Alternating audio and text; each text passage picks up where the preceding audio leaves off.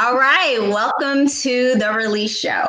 I'm your host, Brittany. On today's show, we have Joanna Woolens, also known as JoJo. JoJo is a stay-at-home mom of two adventurous toddlers, entrepreneur, a nutritionist, health advisor, a breastfeeding advocate, a graduate student, and a model. Let's welcome Joanna. Thank you so much. Hi, everybody. Thank you so much, Brittany, for having me on today. I'm honored. Thank you. Thank you. Well, thank you for coming on the Release Show. And I know people will be inspired by your story. So let's go ahead and get into it. Tell us a little bit about yourself. So like you mentioned, I am a stay-at-home mom of two adventurous toddlers, and they're 2 and 4. I am still currently breastfeeding, extended breastfeeding my 2-year-old. I am an entrepreneur. I like to say mompreneur because I can, wear different hats. So that could be with my health coaching through being a nutrition advisor. It could be through, just being able to create a space to where others can come to my lifestyle blog or my blog and they can get nutrition tips, lifestyle tips, family tips. We also discuss breastfeeding challenges, body image, things of that nature. And I also am revamping my modeling career. I actually started modeling back in 2014, but then after I became a mom, I slowed down a bit and I just revamped last year. So that's a little bit about me right now. Great. Well, I'm a fashion designer. I don't know if you know that. Yes, I am. Okay. Nice. During your days at the university, you were very active in the field of social change. What inspired you into such a lifestyle, and what are those things you learned and accomplished? So in undergraduate school, I did a lot on campus from Black Student Union, multicultural relations. I was also a part of the diversity board team. And we just tackled a lot of issues concerning racism. And this was like back in 2010. So just imagine what that was like right now with, everything's still progressing, but we tackled the issues of, being discriminated against because of the color of our skin, or even 2014, I was a part of the protest when Mike Brown was, with the incident of Mike Brown, because I'm from Texas originally. So I got to see that firsthand.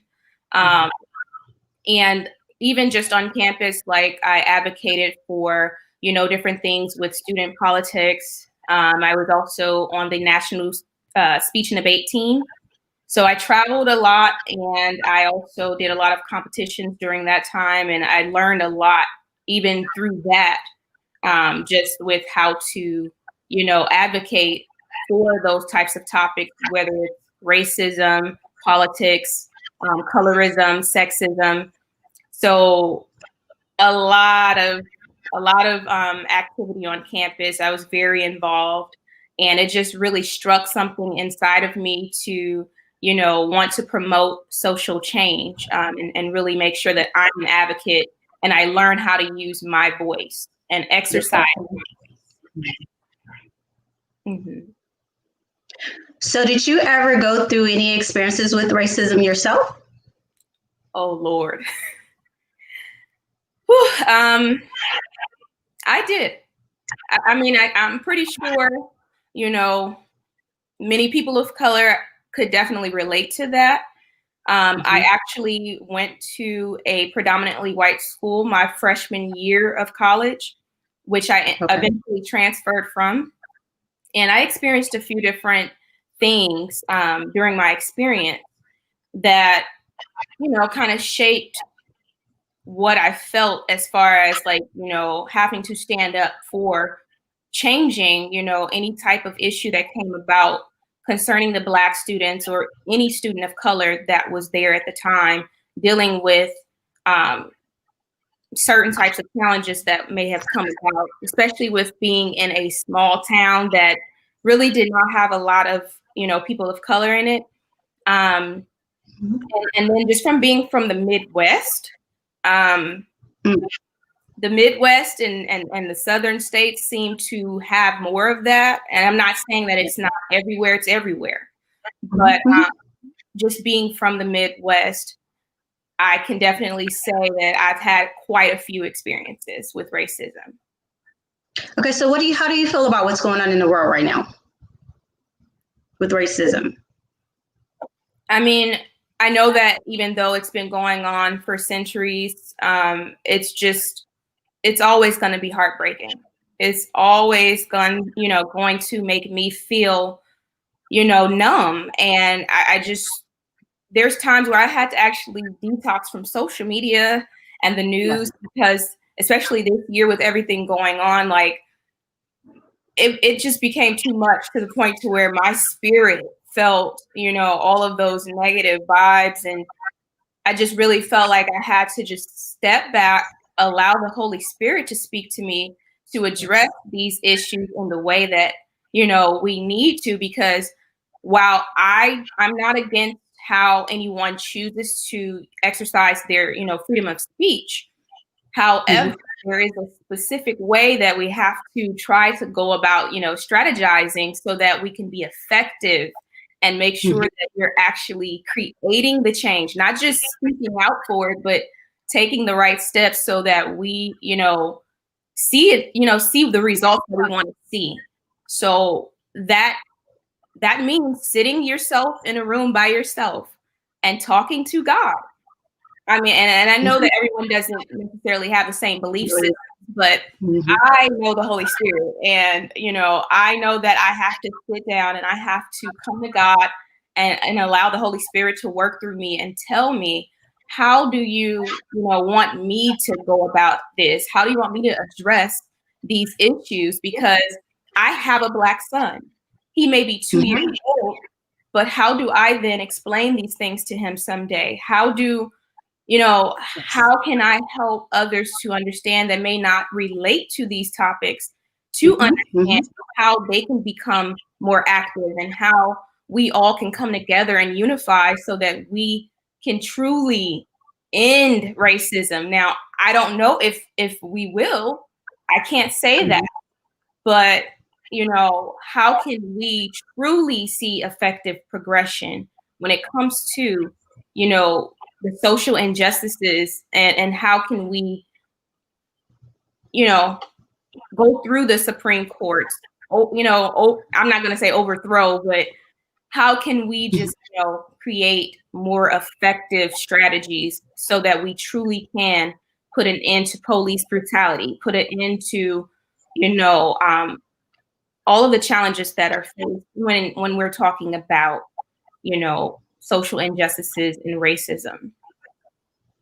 Very powerful, very powerful. And I can agree with you on the becoming numb part. You see it so much that you become numb to it, and it's not right. And I've decided to educate myself too, because I've not experienced that. Growing up, I didn't experience that. And so I didn't really understand it, to be honest with you. I knew and read about things like that in the history books in school and slavery and all of that. But I just actually in my mind thought we were past that, and I think it's because I never experienced it firsthand. And so the fact that we have social media, people are able to record these incidents and things like that. So now we're seeing it more and more and more and more. And it's like every time you turn on social media, every time you turn on the television, it's like you hear about it so much that you become numb to it. And it is really great that you need to detox from social media to get your mind together. This can cause really bad trauma. And we all need to take care of ourselves. Self-care is really important. So we need to educate ourselves and educate others around us to help come together so that we all could be treated equally. So that's the problem, is that Blacks are targeted more than any other race in the world. So looking at you, one would know you are smart, intelligent, and well-informed individual. Do you believe that your active involvement in visual and performing arts played a role in shaping your personality? Most definitely. I mean, my family put me around music and just so many different creative things. And I come from a creative background. My family's very creative. So, it was a no-brainer that I would then pick up those. My kids are creative too. So I guess it's just kind of like a generational thing. But, I've always kind of grew up as an introvert, but Mm-hmm. I have extroverted characteristics as well. So all of it kind of meshes together with being someone that's creative and in the visual and performing arts. Um, Mm-hmm. I really love the freedom of expressing oneself through creativity. So it's just always something that makes my heart happy. It just gives me a sense of joy, and it's therapeutic as well. So even Mm-hmm. during this pandemic, a lot of people are adjusting, and I say, pick up old habits that you once had, by drawing a picture, or even if you don't have to be a great artist, but you can just go get you some paint a picture, write a poem. I do poetry as well. So, you can write, just journal, whatever it is that can spark your creativity can definitely, I feel like, activate that inner joy that we all have that we tend to forget about. And it could be very therapeutic. Writing is definitely therapeutic. I remember going through a lot in my life, and I decided to write a book. I actually wrote a book about my life in 2016. I published it, and yeah, it was very therapeutic for me, just writing about how I felt, what was going on in my mind. And it really was a relief. Like, I feel so amazing now that I got that out of me. Yeah, it really did a lot for me. So writing is definitely therapeutic. And I would, if people like to write, like write down how you feeling, or talk to yourself in a car. I listen to music, and I'll just like vent to myself if I'm going through something, and just let it out. If you need to cry, just cry. You just never know how much better you'll feel after you've done those things. You started a blog in 2019 to share inspiring tips with fans and empower them to live a better life. What inspired you to create this blog? Well, I was, I became a stay-at-home mom. I've been a stay-at-home mom for like 4 years now. And at one point in my life, I just felt like the moment, like I don't blame anything on my children or anything like that. Motherhood is definitely like a new step. And so it's like a new chapter. And so for me, for some reason, because I have high risk pregnancies and I was, told to slow down, I think I became a little comfortable, or a little bit kind of like a mixture of being comfortable and uncomfortable with, okay, I have to make these changes. So now I kind of went into this shell of thinking that, oh, I'm a mom now, I have to put my life on hold. So I put everything on hold. I dedicated all of my time to my children, which I still do. But I realized once I started the blog that, hey, you're not just a mom. You're not just a mom. You have to also remind yourself of the accomplishments that you had before you became a mom, and also understand that now as a mom, your children are watching you. So you have to set the right example for them and show them, be able to show them what it means to, once you become a parent, you also can step into new things like entrepreneurship, like creating a blog. And so they inspired me to start a blog. And, it kind of wraps up everything that I do for, like, health and wellness, lifestyle tips, breastfeeding. So it pretty much started with my children and with me, coming within myself and saying, I'm going to take my power back, and I'm going to, bring my voice back out, so that I can let everyone know that I'm not just a mother. And becoming a mother does not mean that you have to just cut your whole career goal, all of your career goals off, and just be a mom, because that's not what God created me to be, is just a mom. He called me to be a mom, but he also called me to be other things as well. That is so true. I mean, so true. Sometimes we lose ourselves when we become mothers, that we forget about our dreams and our purposes on this earth. And so I truly believe that we all need to find our purpose in life and live it. And we will begin to live such fulfilling life, and that we will be so happy. And our kids are watching us. Our children are watching us. They are our inspiration. And we need to create the path for them to success. And they watch everything we do. So it's very important that you do it the right way. Right. There are many young people today who lack direction in life and career. As someone who majored in arts, how do you think arts can help people find their purpose and expression? So just the topic of purpose is a big topic. And I feel like, there are many ways that you can utilize, the arts to find your purpose.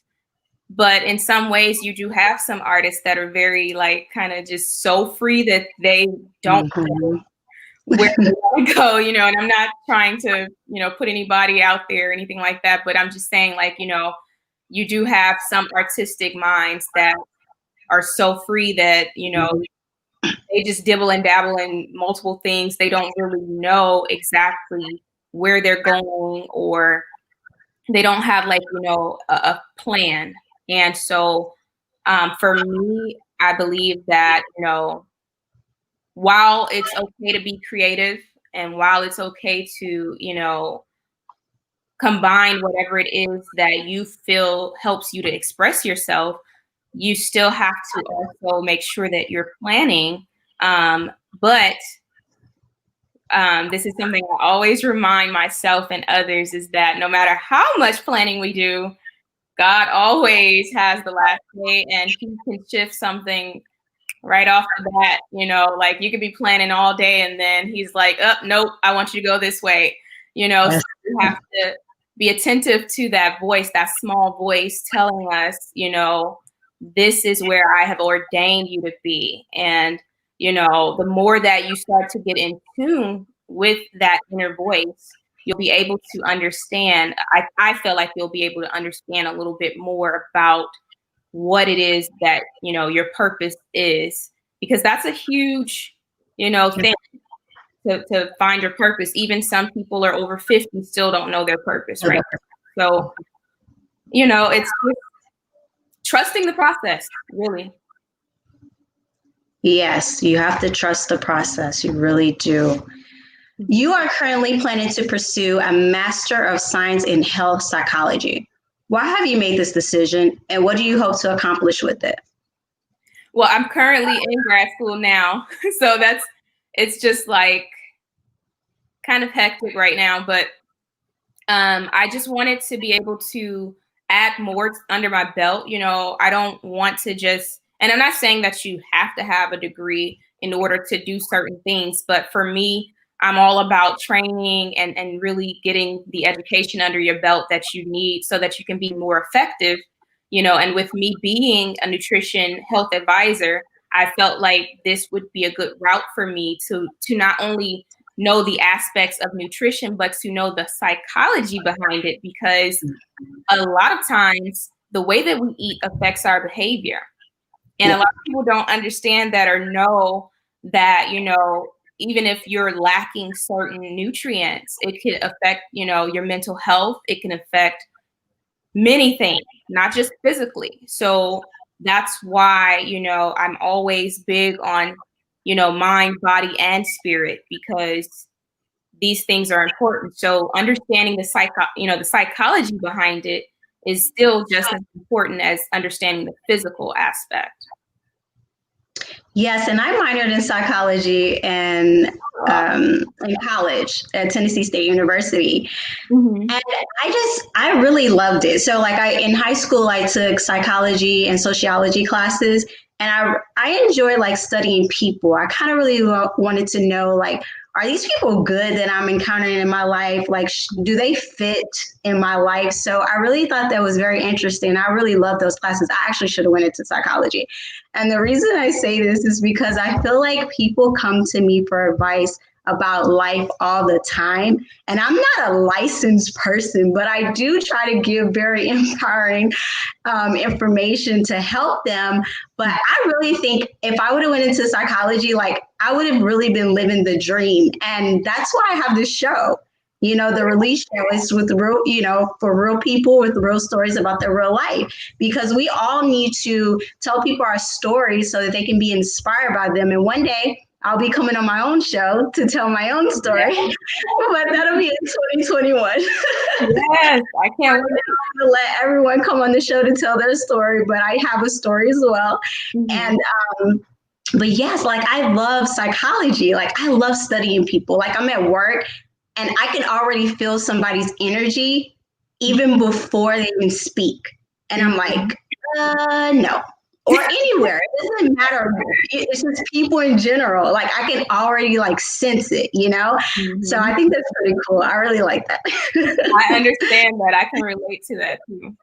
Yes. The global pandemic has affected many people worldwide as populations try to find ways to make the emotional and physical impact less damaging. What are those things you did to help your readers cope with the situation?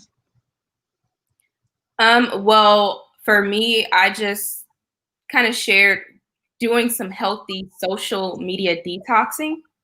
And that's just to kind of help ease yourself through the adjustment. Because this is something none of us have ever seen. No one's ever seen this before. So those are some tips that I have, you know, just shared as far as being able to adjust with everything going on with the pandemic.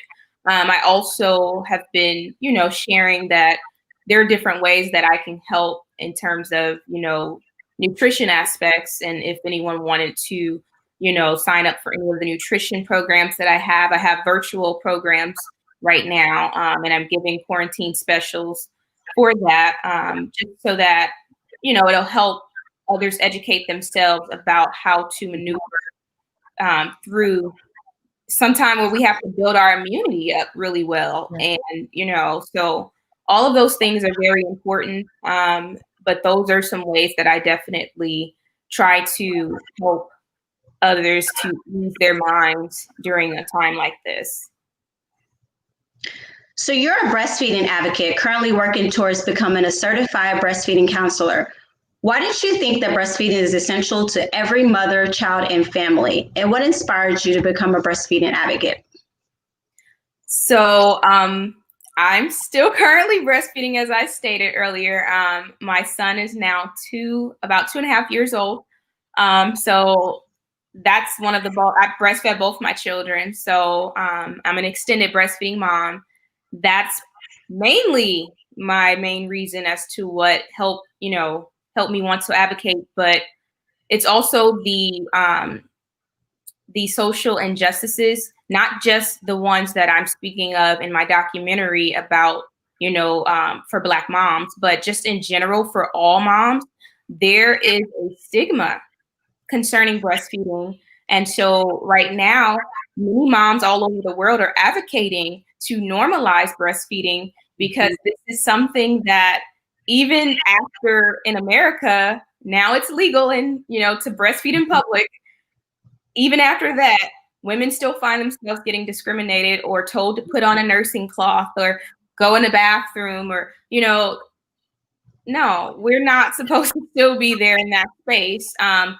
But some progression has happened in terms of, you know, now some workplaces have created stations for moms that nurse, you know, so I do see some of the positives, but we still have to continue to push to advocate, because I've heard all kind of crazy statements just concerning moms that breastfeed, especially if they breastfeed past the age of 1.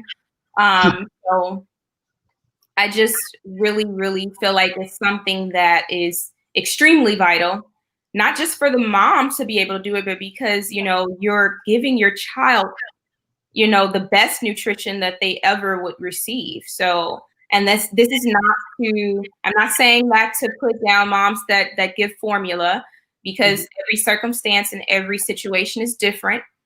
But,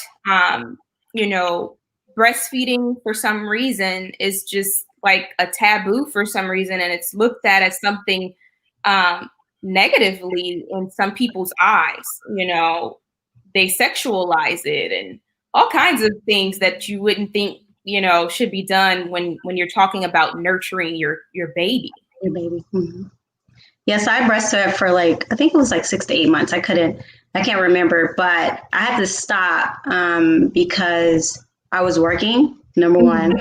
And also the milk just kind of decreased. And I think it was more of stress that kind of made it decrease. But yes, I do agree. If you can breastfeed, not everyone can. So for those that can, or if you just want to try it out, try it out for maybe a day or two and see if it helps. And I agree, it is great for the kid. And so, like I said, if you can breastfeed, please do that. You recently started a YouTube channel. What plans do you have for it and the kind of content you want to continue to publish? So my YouTube channel is like a spinoff of my blog. So it's just basically tying in the same things with, lifestyle tips, nutrition. I also have a little cute segment with my daughter. We call it Mommy and Me because she loves to help with baking, or, she has her little chef hat and she loves it. But, to have that little aspect right there. And, I just, wanted to be able to kind of open my world up a little bit and share little pieces of my life. I don't want to put my kids on there too much, but I definitely, kind of spend off of my blog that I already currently had, just to share in a more visual way and not just, coming to a blog and reading. So how old is your daughter? She's 4. Oh, okay. Okay. So does she get on there and talk? A little bit. She does the introduction and she's practicing. She's like, Mom, welcome to Mommy and Me. She just loves it. She's always wanting to practice, and she's like, come on, Mom, let's go bake some cookies or whatever. So she's ready. She loves it. That is too cute. So is there any more tips or information you'd like to share about yourself so that people can connect with you and follow your journey? Just making sure that, as you navigate your way through the pandemic and just in life in general, take one step at a time, and do whatever you have to do to make sure that you are keeping your immune system up, your stress levels down, because stress is the number one killer, really, to be honest, and just try to, minimize your stress and do whatever it is that you need to, to keep your mind at ease. And if you need to do any detoxing or fasting, give it a try, see if it helps. Some other suggestions I would make are, just connect with family. This is why we have the technology that we have. I know that we can't really do a lot like we used to at the moment, but make sure that you're, touching bases with loved ones, getting on FaceTime or Messenger, or however, video call, or just pick up the phone and call. However, you can stay in touch with family and friends. Have accountability partners. I have accountability partners, so that's part of what, really helps me as well, next to God. But that's the number one thing, pray. I always say, make sure that you are building your relationship with God, and, have a prayer closet, whatever that may look like for you, pray without ceasing. Yes, we all need to pray. So how can everyone connect with you? So I am on IG at Journey with Joanna. And I also have a Facebook page that is linked to that as well. It's called Journey with Joanna. And my website is all under my IG link in my bio. So you can find out everything there on my IG page. All right. Well, we'll continue to follow you and follow your journey. And I'm going to have to check out the videos of you and your daughter. And I hope you get the chance to see Sky's Unicorn Island on YouTube with your daughter. Yes. Well, we'll keep in touch. Thank you guys for tuning in today. I'll see you again on Thursday for a show at 7 p.m. Thank you. Have a great day. Thank you. Bye.